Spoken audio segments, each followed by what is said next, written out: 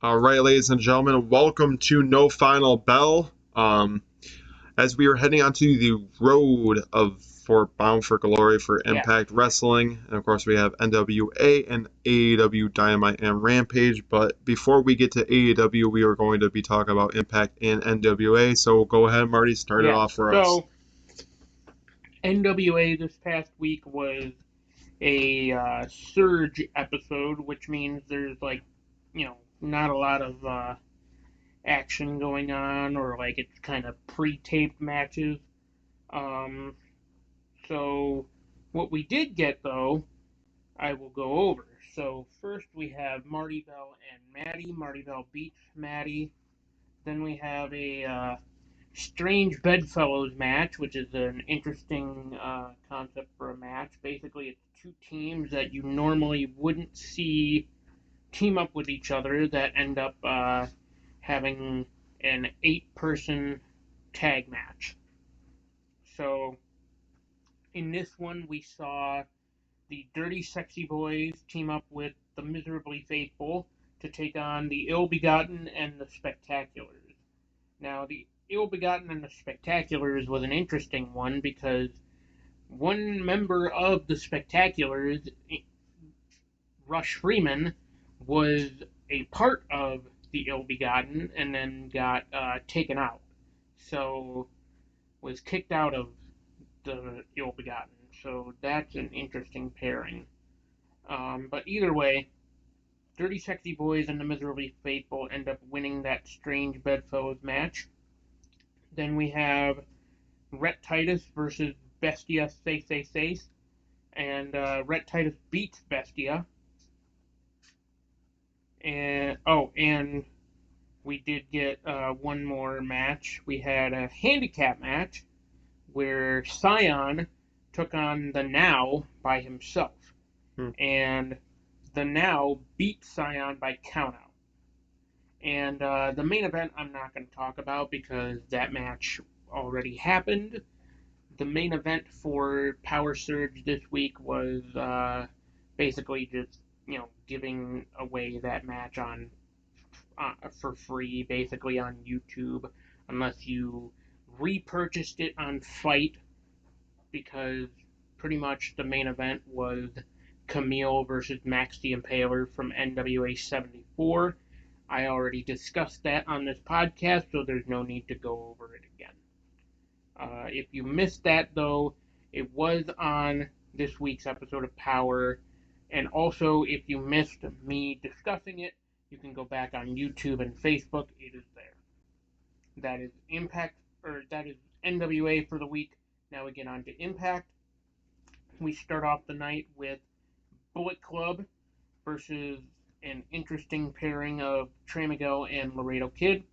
And Bullet Club, just too sweet, gets the victory over Trey Miguel and Laredo Kid.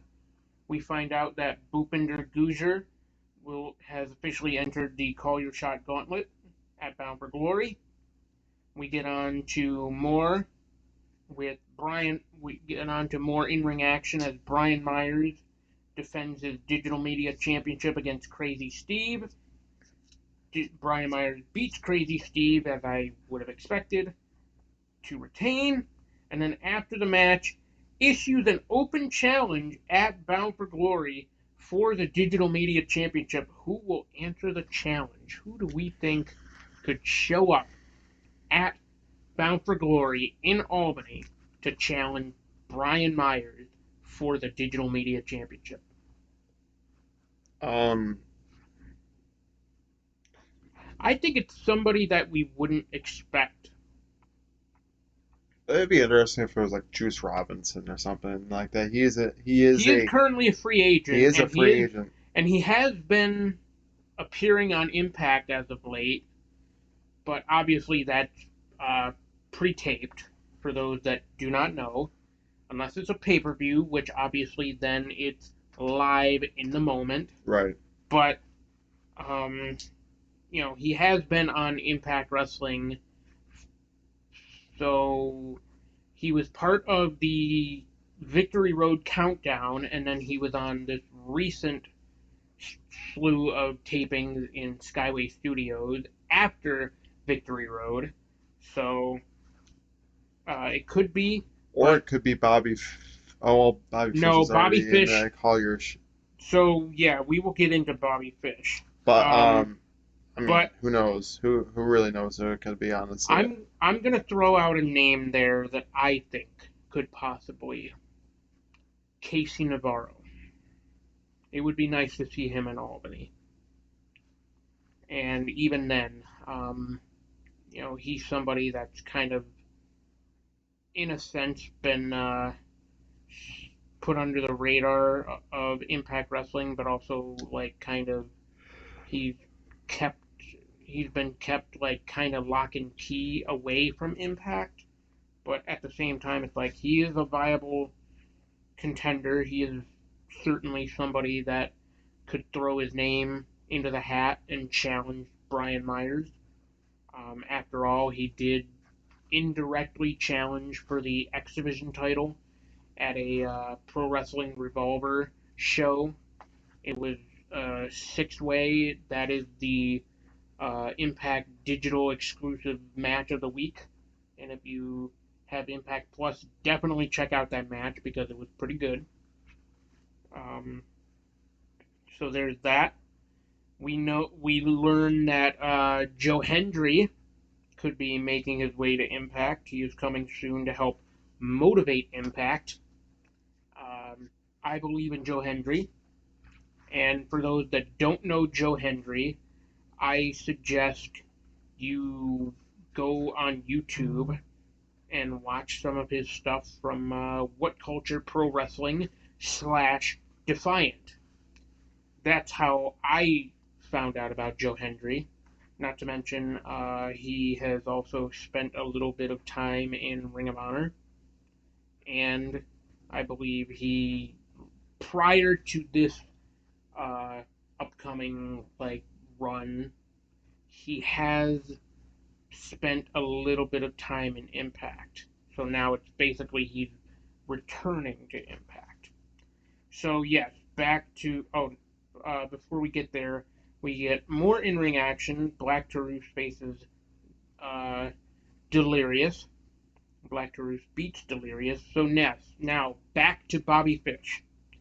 So he appears in a backstage segment with Gia Miller. He says he is in Impact Wrestling for competition and seems to hint at wanting to face Josh Alexander or the winner of the call. So I put this in the notes, or the winner of the Call Your Shot Gauntlet. I had not realized up until um, later on in the show that he had actually announced that he is going to be, like Jason said, he is going to be part of the Call Your Shot Gauntlet. He has entered his name, and he will join the likes of Moose, Sammy Callahan, and a bunch of others. We don't actually, at least at the time of recording this, we don't know all of the other participants in the Call Your Shot Gauntlet, but I'm sure more will be announced, and I'm sure, you know, uh, once we get to the pay-per-view, then everybody will like have their order and whatnot for the Call Your Shot Gauntlet. But then we have a whole thing with Honor No More and Eddie Edwards, which brings out Josh Alexander. Josh Alexander and Eddie Edwards basically have a war of words with each other, which prompts Josh Alexander to start coming down to the ring and facing Honor No More by himself, which was a bit of a bad idea because the numbers game got to Josh Alexander, but he didn't care about the numbers game. He was willing to fight Honor No More all by his lonesome. Then next thing you know, Heath and Rich Swann come out before ultimately the Motor City Machine Guns. It turns into a big brawl, which then leads into the next match, which is Rich Swann and Heath versus Honor No More's PCO and Vincent.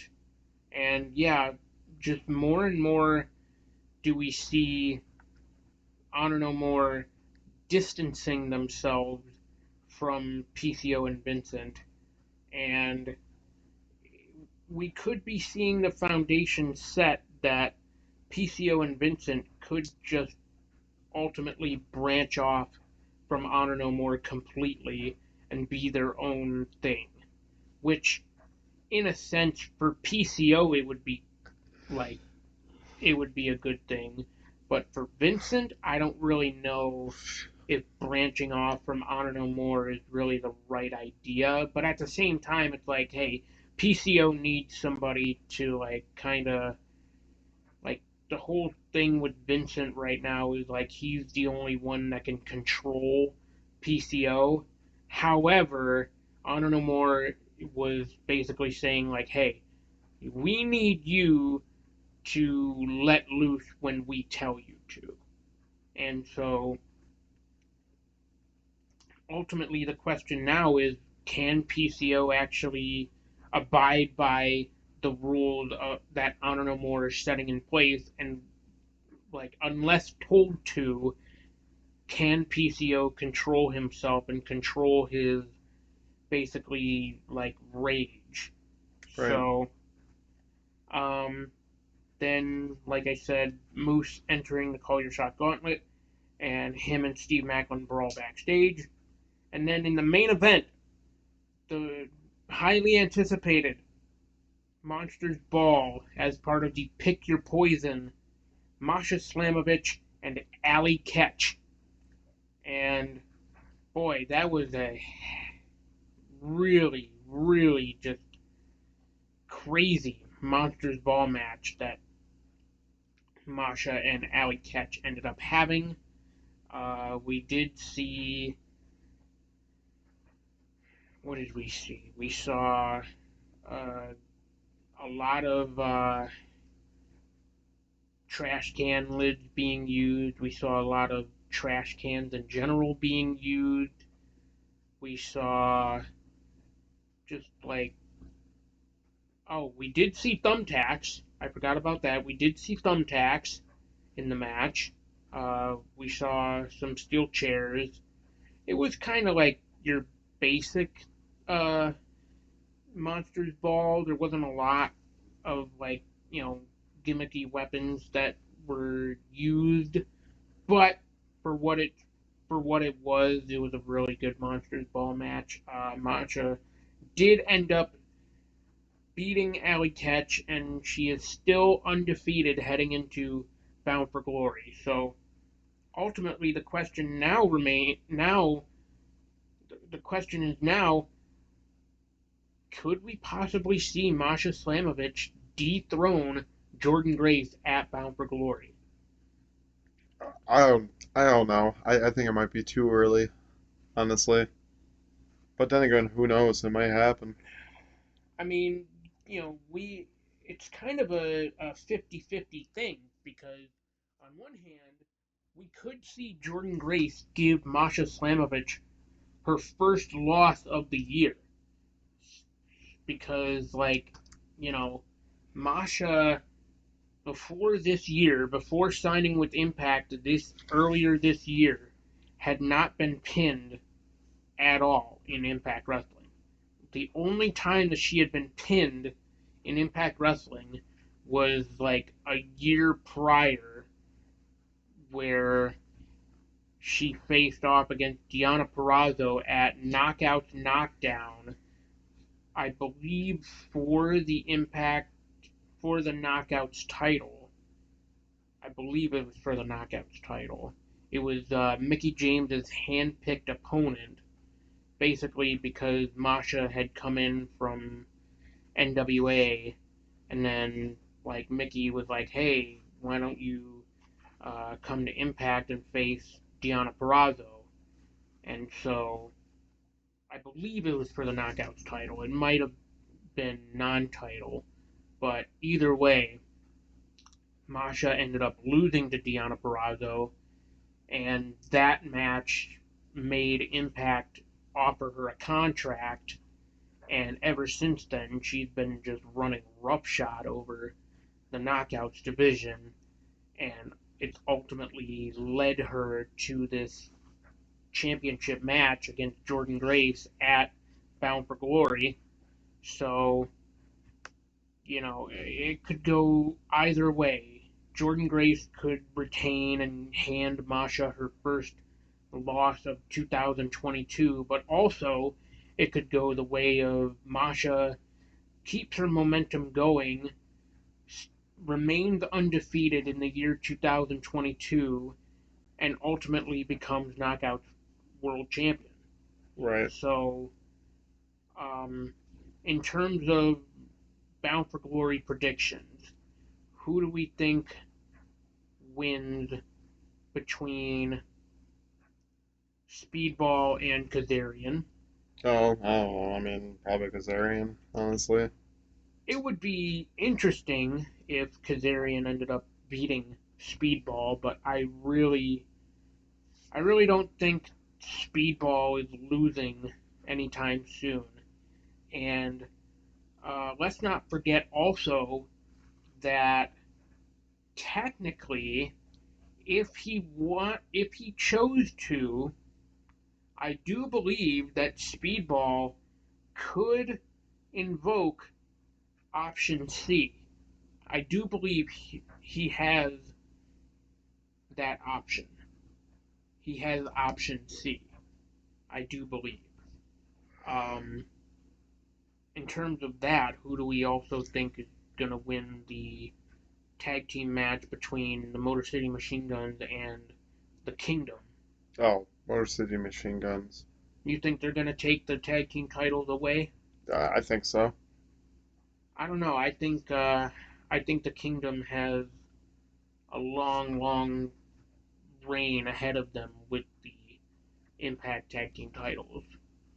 But who knows? Maybe the Machine Guns will have one last run with the tag team titles, because ultimately I thought their last tag title run was in 2020, but who's to say they don't ultimately win it one last time in 2022? Um, what other matches are happening at Bound for Glory? World Championship. Josh Alexander, Eddie Edwards. Oh, Josh Alexander, I think it's going to retain against Eddie Edwards. Although it will be interesting to see what could potentially play out if Eddie Edwards wins. Because ultimately the whole thing with that is Eddie Edwards managed to get a pinfall victory, a clean pinfall victory over Josh Alexander at Victory Road. So all the momentum is on Eddie Edwards' side right now. He got that clean pinfall victory over Alexander, but usually with pro wrestling, that does not mean anything.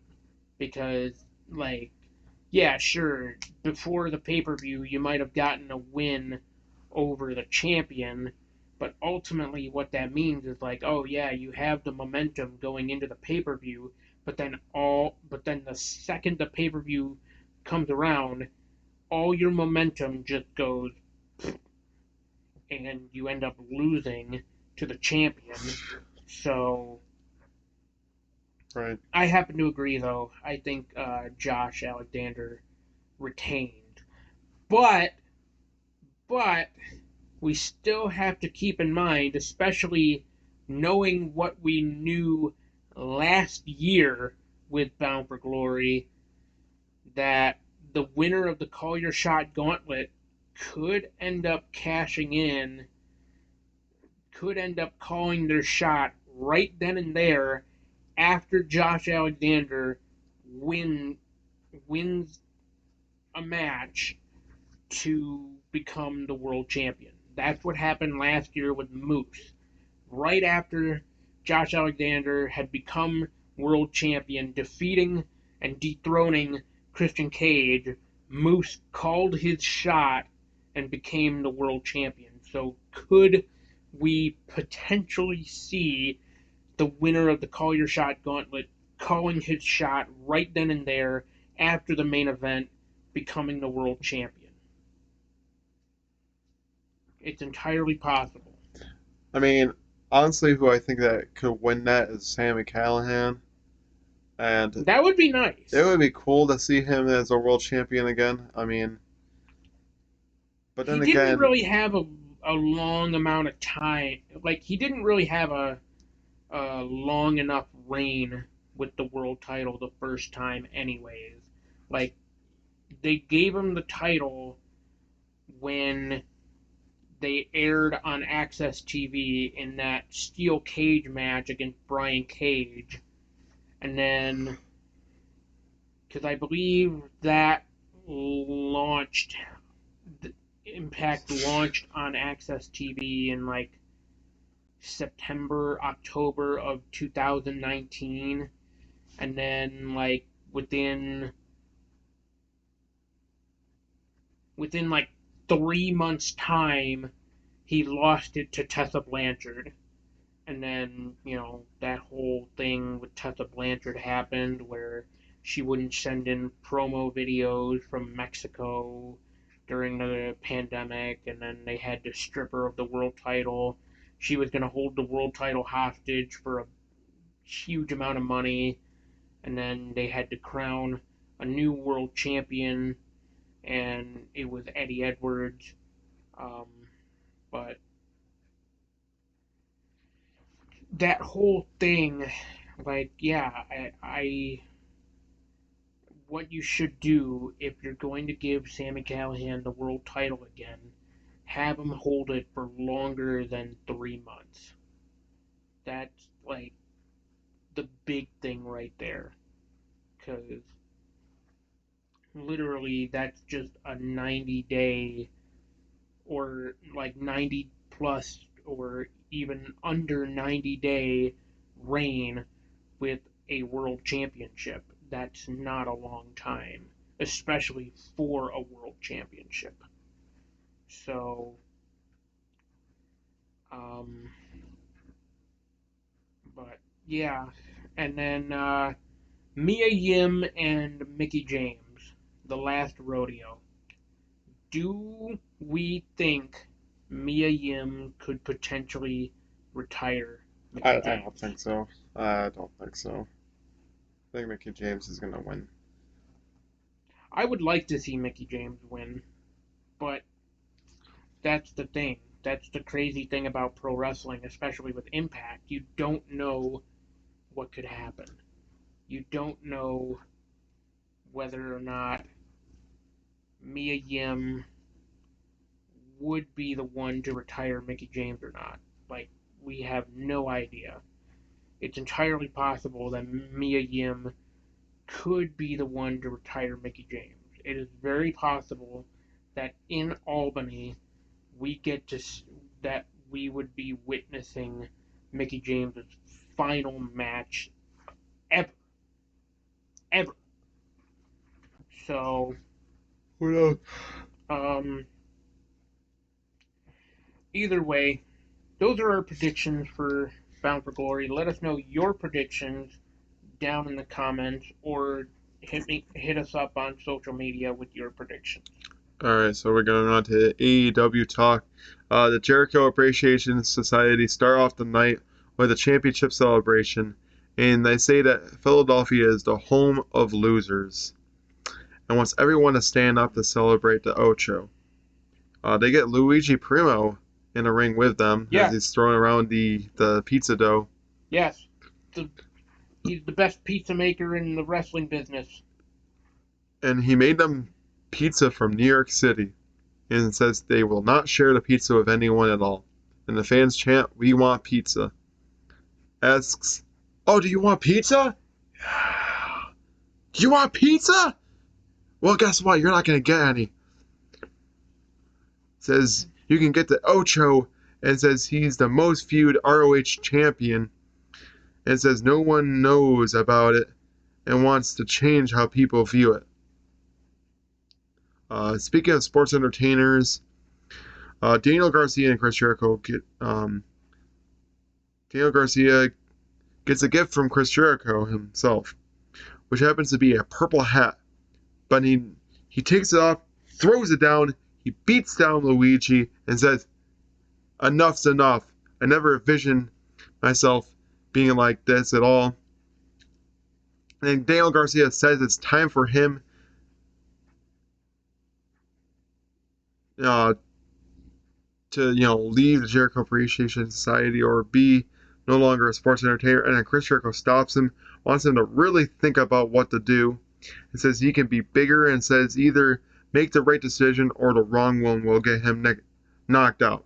And asks Garcia if he's a sports entertainer or pro wrestler, and fans chant, "You're a wrestler," like they have been so many different times for Daniel Garcia. And then Bryan Danielson comes out and says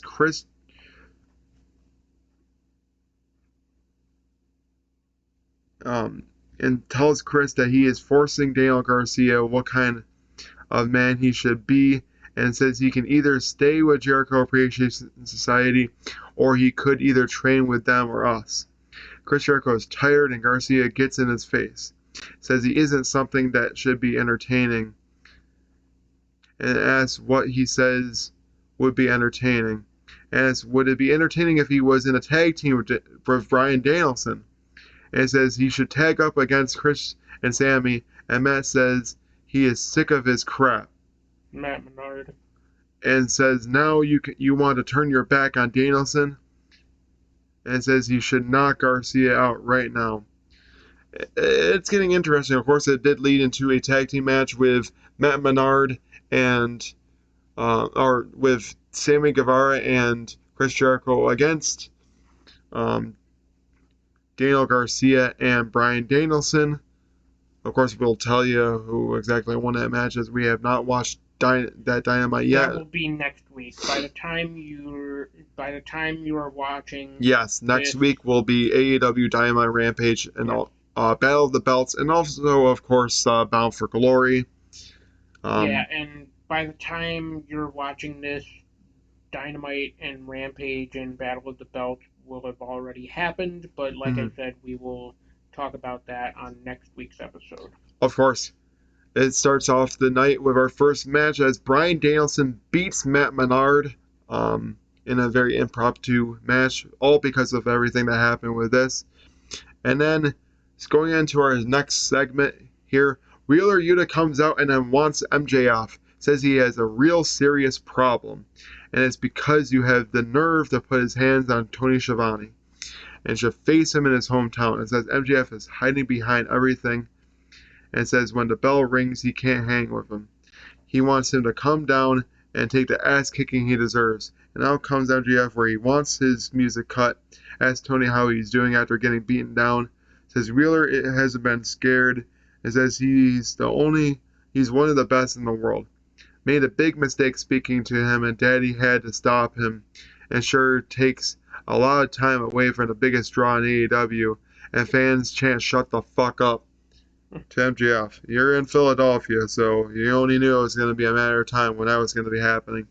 Says MJF doesn't have to care because he's making more money than people at home, and Wheeler doesn't care, and says if he doesn't get in the ring, he will leave him in a pool of blood on Broad Street. It says bad things happen in Philadelphia, and then the Gun Club of the firm join him, won't get in the ring until next week, and says Philly doesn't deserve to hear his catchphrase, and makes the Gun Club say his catchphrase instead. Thoughts? Yeah, we're getting the match between Wheeler Yuta and MJF on the 3-year anniversary show in Washington, D.C. It's quite interesting. But we'll talk more about the Gun Club, of course, but the firm is definitely doing some interesting things. Interesting note that Jay Lethal and Darby Allin will also face off on Dynamite. Thoughts on that one? Of course, I know who won, but I think this is a very interesting impromptu match. Jay Lethal should really have more matches on AEW, as he's currently signed with AEW and ROH. But Darby Allin, congratulations. I mean, you did find a way to beat him. But so going forward, Jon Moxley and Juice Robinson face off against each other for a eliminator match and a pretty decent back and forth match. Of course, Moxley did show some blood in that match. He bled. As to be expected. Not for nothing. But I tell you what, Juice Robinson showed his own in that match against Jon Moxley. I will say, this was a really good match. I think it should have been like for the world title right in there in the main event, but eliminator match. I don't understand the whole theory of having eliminator match of the person that is, facing the match is not going to win. Unless you actually have the person win the eliminator match, then I can understand why you would have it. But as of late, nobody has won the eliminator match. So yeah, to Jason's point, what the hell is the point of even having eliminator matches if they're not gonna win? Right. But so Jon Moxley beats Juice Robinson, and then Hangman Adam Page comes out and gets face to face to Jon Moxley. Will this match be personal? Definitely. It's going to be in Jon Moxley's hometown. Yeah. Which will be, October 18th, which is a Tuesday. So there's going to be a special Tuesday edition Dynamite. Of Dynamite. Probably because of basketball and everything like that. I don't know. Well, not to mention, with that, it is going. We're back to the Wednesday Night Wars, except this time it's Tuesday Night Wars. NXT and Dynamite once again competing against each other. Are they really? I mean, Tuesdays are when NXT airs. So yeah, once again, back to where it all began. Wednesday Night Wars, except this time it's Tuesday Night Wars. And then MJF says he might just cash in his chip in Cincinnati and says he's a generational talent. And Wheeler Yuta is behind him and beats him down in the skybox, and then security tries to separate them. It's getting interesting with this whole Hangman Page, Jon Moxley, Wheeler Yuta, and MJF thing. MJF, of course, has the poker chip and can cash it in at any time, anywhere he wants to. Like so, Money in the Bank briefcase. Man. It's very interesting to see where he's honestly going to be cashing it in. So we'll definitely have to find. If he cashes it in at all. Oh, I'm pretty sure he will. So Saraya comes back.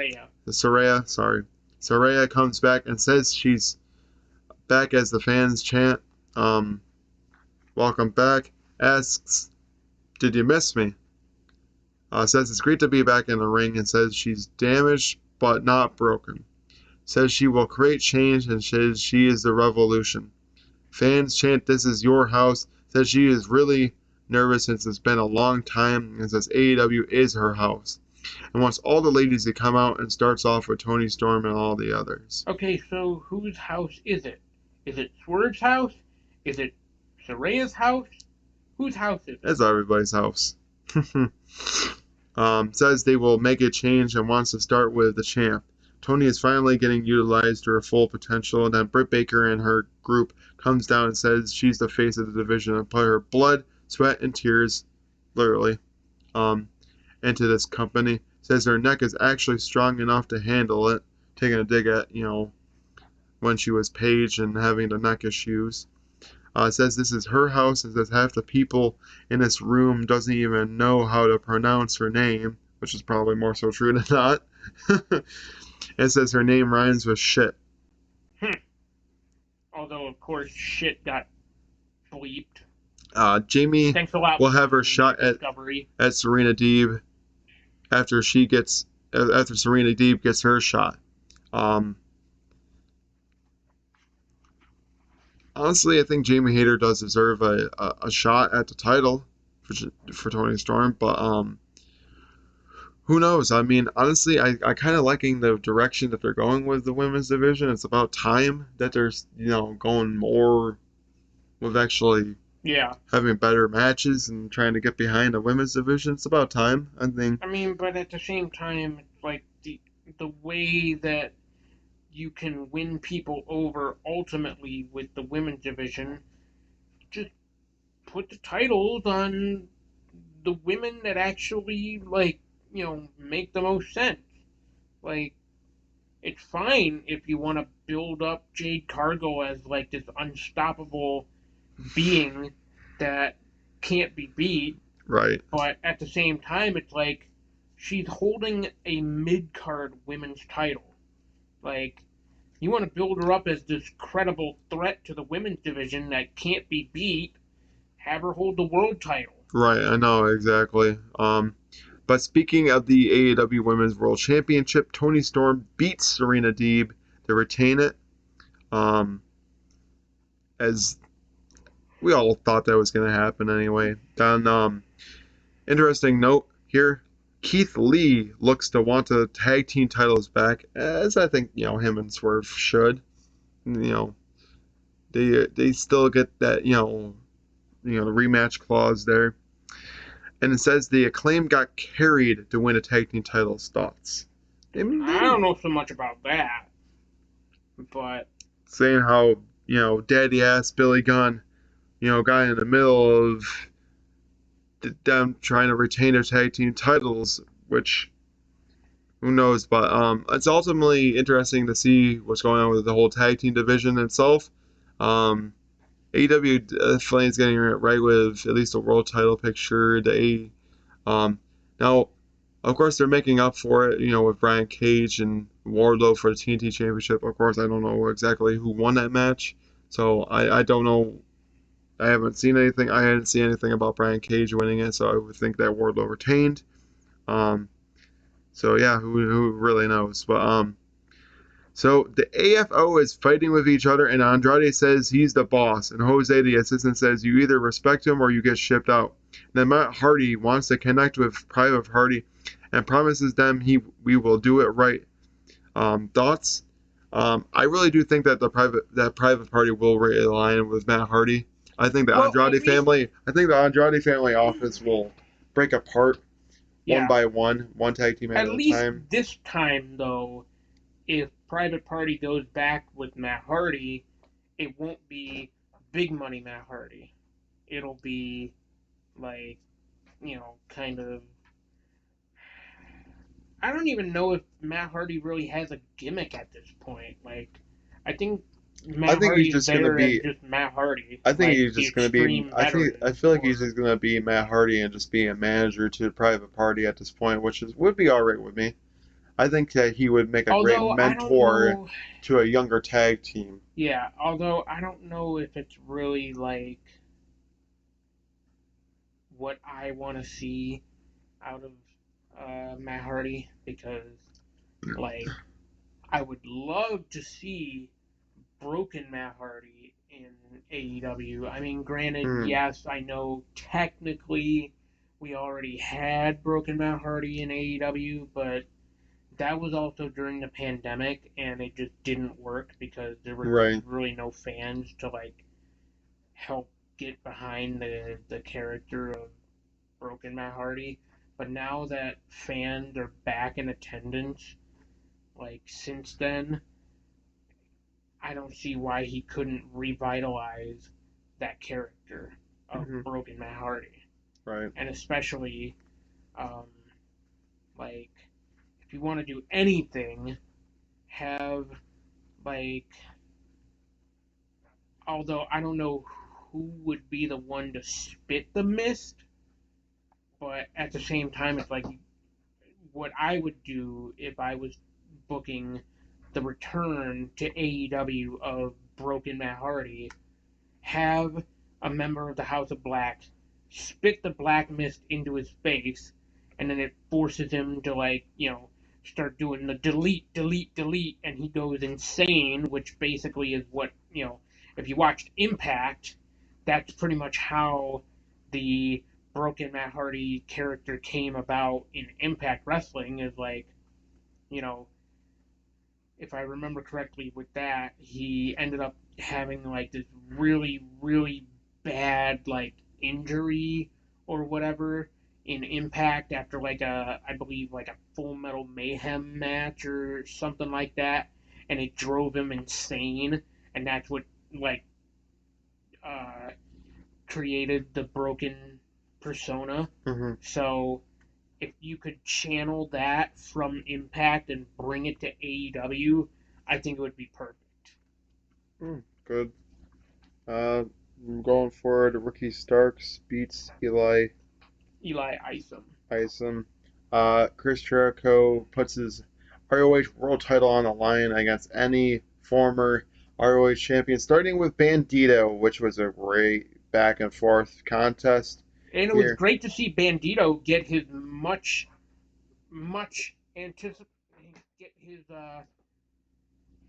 much deserved rematch finally for the Ring of Honor World Title. But ultimately, after the fact, Chris Jericho does beat him to retain the ROH World Title As I kind of and expected. wants to change ROH and wants to destroy each former ROH World Champion and will face Bryan Danielson in Toronto and will destroy the reputation of ROH and the whole thoughts. It is officially the Ring of Jericho now.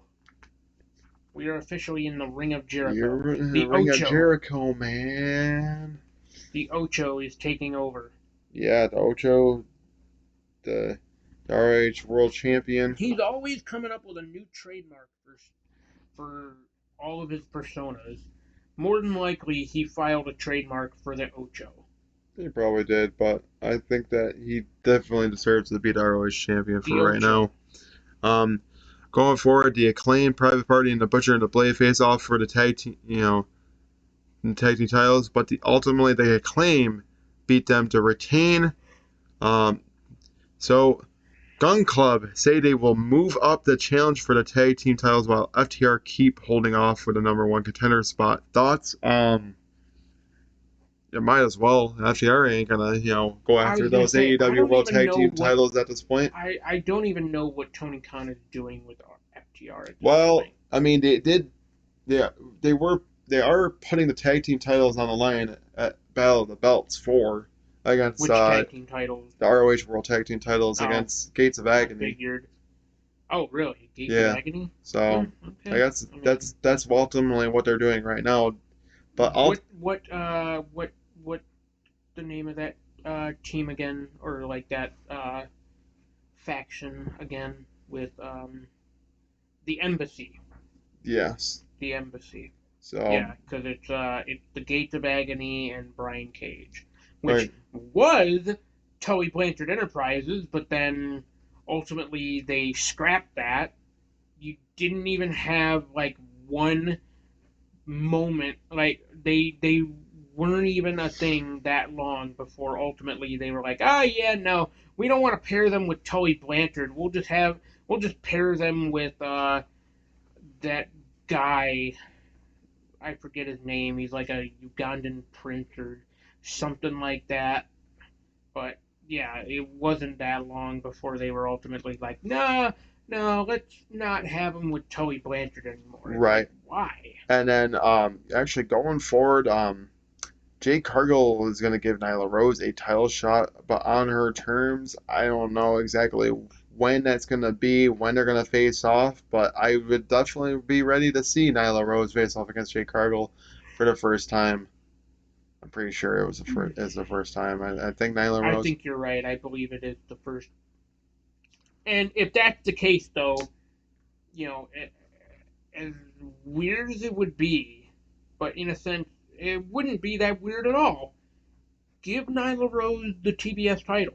Like, some may look at it as a demotion because Nyla is a former women's world champion, but at the same time, it's like I look at it as like it's not a demotion at all.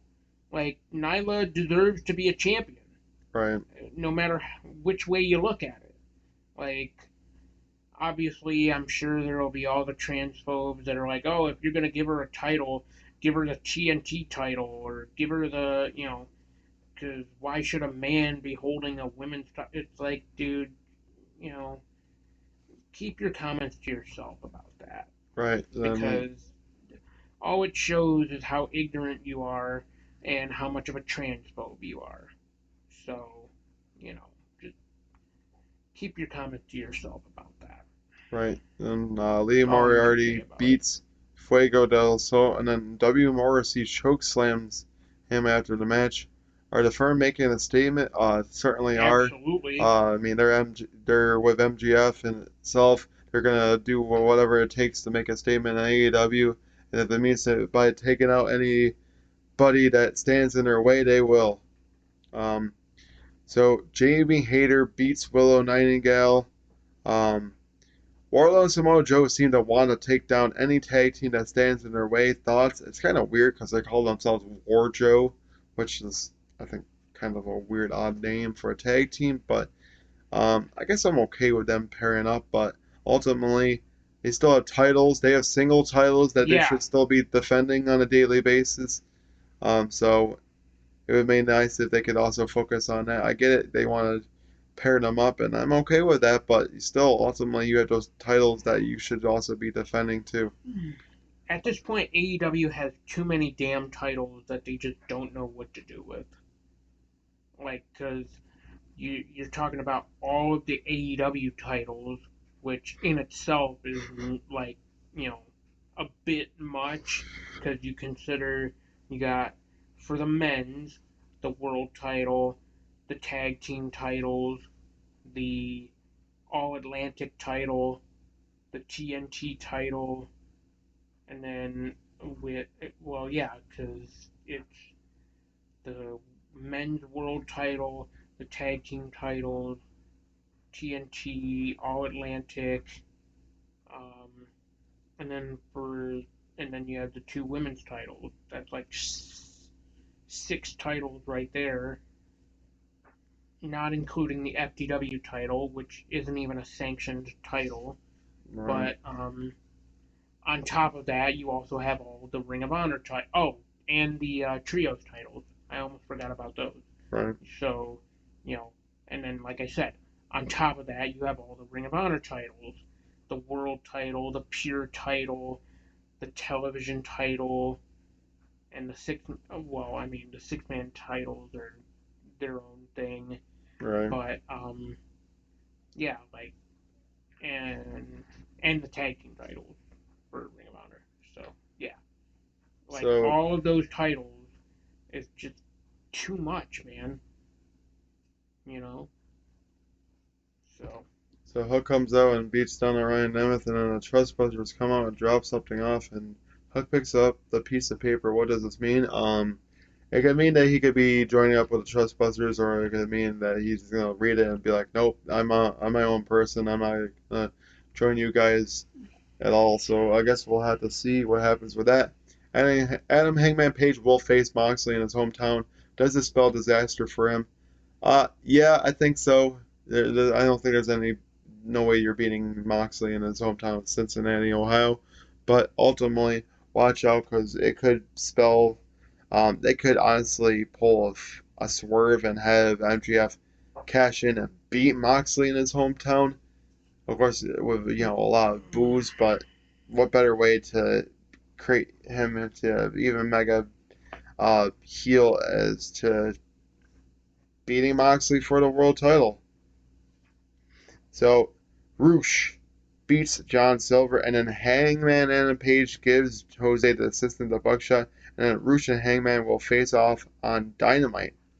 Um, because yay, why not throw together something odd like that?